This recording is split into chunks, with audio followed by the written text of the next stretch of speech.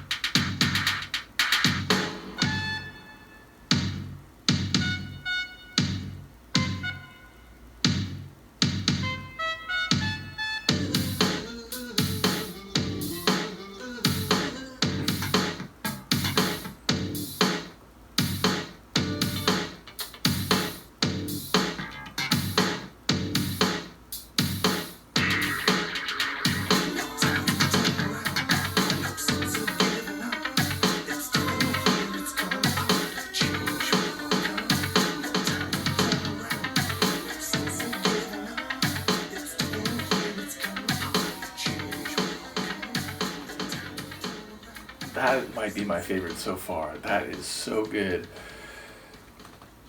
Synth industrial electro funk, somewhere in there. It sounded like if you took an INXS tune, gave it a bunch of drugs to the point where it became paranoid and a bit devious. But I love how it's simultaneously like very stripped down and yet still dense at the same time. Lyrically, it's like he is saying it got really quiet, there's no one here, but it's making him suspicious, and he thinks there's maybe things here that we're not supposed to see. And I think at another point he's saying it's like deafening, which if I did hear that right, absolutely I understand what it can mean for silence to be deafening and almost unbearable.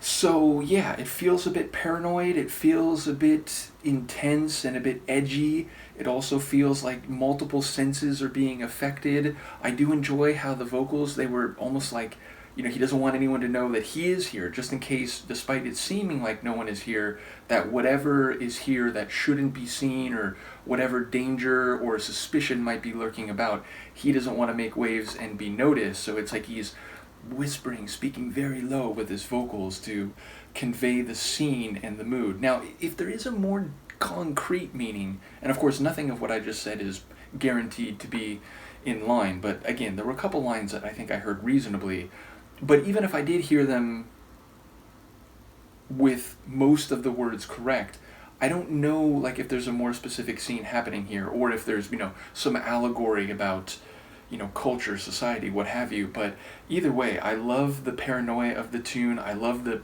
heavy syncopated kick drum and snare, had a really heavy syncopated beat. And then also there was like a little wicked guitar riff.